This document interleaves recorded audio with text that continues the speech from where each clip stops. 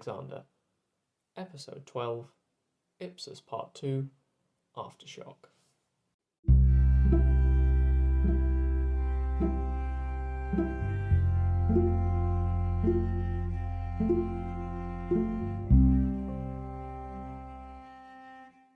Well, finally, the Battle of Ipsus is over. We accordingly left off last time with the death of Antigonus, encircled and trapped, with a constant belief that his son Demetrius would swoop in to save him at the last moment. Demetrius, however, had been blocked off from returning to his father's side by Seleukos' war elephants, with likely as not Antiochus' seemingly routed forces haranguing and pursuing him. This battle was a definitive blow to the Antigonid dynasty. Just imagine how dramatic this fall would have been from the perspective of Demetrius Poliorcetes, where once he'd been a co-king of one of the most powerful states in the former imperial territories, now he was a landless fugitive. He had managed to bring a small army with him in his flight, but still, it was a dramatic turnaround. Demetrius was not yet done. He held control of scattered towns across the eastern Mediterranean and still controlled the Peloponnese, while also maintaining control of that navy we mentioned in episode 11. However, for the moment, he was out of the picture. In the aftermath of the battle, predictably, the spoils went to the victors. Now, there was a bit of politicking to be done here. Cassander's reinforcements had also been present at the Battle of Ipsus, but he showed no interest in annexing territories outside of Europe, instead focusing on Macedon and Greece. So, Lysimachus and Seleucus largely divided the Antigonid realm between them, based on the contribution they had made to the battle. You could argue that this short-changed Ptolemy, given that he had been resisting Antigonus for some years, and had arguably happened not to be present at Ipsus due to misinformation. Anyway, although Seleucus' elephants and tactics had won the battle, Lysimachus had a real claim to have done most of the hard work, while also having the most soldiers at the battle. So, the border between them was now set at the mountains dividing Anatolia from Asia proper. This basically means that Seleucus annexed Syria, while Lysimachus essentially swallowed up Antigonid possessions in Anatolia. Cassander's brother Pleistarchus, who had also been present, gained a small kingdom divided into several pieces along the southern Anatolian coast. Importantly, he gained Cilicia in the southeast, perhaps to act as a buffer between the two new regional powers, a tactic that would be employed over 2,000 years later by the British and Russians with Afghanistan. This should give you an idea of the fact that, although they were the victors at Ipsus, the remaining successors were far from friendly. So, the picture has got a bit smaller in terms of major players. As the catchphrase says, and then there were four: Ptolemy in Egypt, Cassander in Macedon, Lysimachus in Thrace and Anatolia, and Seleucus' territory stretching from Syria to the Mauryan Empire. Demetrius was still around, but he's definitely lost the major player badge that his dad had given him some years back. That said, there were probably now only three major states really, those of Lysimachus, Ptolemy's and Seleucus. Nonetheless, Demetrius was still a threat, and it was a big problem that he had escaped. Cassander and Lysimachus were still worried about him, while Ptolemy's Palestine also lay dangerously exposed, as Ptolemy had not been able to conquer the northern Phoenician cities. This brings me to a point I'm going to have to make.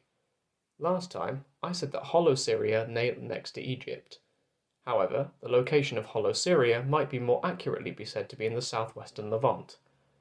I've seen different locations, but I'm going to stick with this general location being in the southwestern Levant, between Syria itself to the north and Palestine to the south.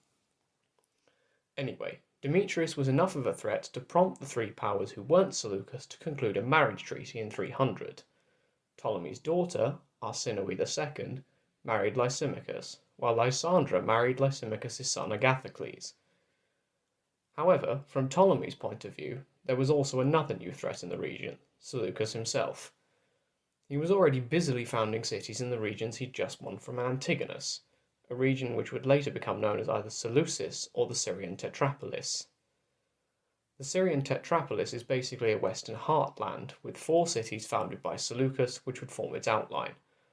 I'm planning to come back to this region, and indeed Seleucus' city building at some stage, as it was a topic definitely worth revisiting. Ptolemy was worried that Seleucus was now making overtures to eject him entirely from the region of Syria, Palestine, and Phoenicia. As we've discussed several times before, Egypt wanted to use the Levant, everything south of what's now Lebanon really, as its shield, meaning that Seleucus posed a very real threat. It had been promised to Ptolemy when the four leaders allied in 302, and upon the war's end he'd occupied Hollow Syria, which the Encyclopaedia Britannica defines as the southern part of Syria, and which Edwin Bevan approximates as Palestine, confusingly enough.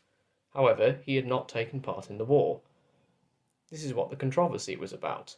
If Ptolemy had retreated and not fought, as he did in 301, then why should the region be handed over to him anyway? Seleucus had been left with the poorer part of the region, which was already the smallest portion given out of the now divided Antigonid realms. He claimed that the spoils of war which were by rights his, i.e. the entire region, had been snatched from him by Ptolemy. Seleucus pointedly transferred his capital from 301 to 300 from Seleucia on the Tigris to Antioch on the Orontes within Syria, which nowadays we simply refer to as Antioch. Seleucus did not force Ptolemy out of Palestine, supposedly prevented by the bonds of their old friendship and his debt to Ptolemy for his rise back to power. However, he did send an aggressive protest his way. This act essentially proclaimed to the world that Ptolemy was in the wrong, something that might well have been useful given the flood of ex-Antigonid soldiers returning home who he wanted to convince onto his side. The two also agreed to a dividing line at the Eleutheros River, just to the north of modern-day Tripoli. However, Seleucus pointedly did not give up his own claim to the region. Seleucus then, perhaps surprisingly, asked for the hand of Demetrius' daughter Stratonike, who I mentioned back in episode 9. Seleucus intended an alliance with Demetrius to act as a counterbalance to the alliance between Ptolemy and Lysimachus, which their double marriages in 300 had secured. It's worth noting that Seleucus' blustering and threats had been a factor in prompting Ptolemy to take up this marriage alliance in the first place. This made sense, given that Seleucus had essentially filled the niche Antigonus had once occupied. He was now the direct threat the other successors were going to gang up on. From Demetrius' perspective, the fight still continued, harassing Lysimachus' centre of power in the Hellespont.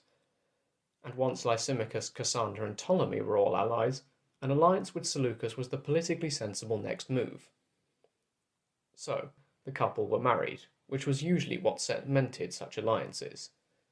Now, it's worth pointing out we don't actually know whether Apama was still alive at this time or not. Different sources have variously stated her to be either alive or dead, so really the jury's out on this one. Either way, Seleucus married Stratonike. At the time of the marriage, Stratonike was approximately 18, while her bridegroom was 59 or so. She was in fact closer in age to Seleucus' son Antiochus, to highlight how bizarre this relationship was. Antiochus was now roughly 25 or 26. However, we'll get to the relationship between Stratonike and Antiochus when we cover the accession of Antiochus himself.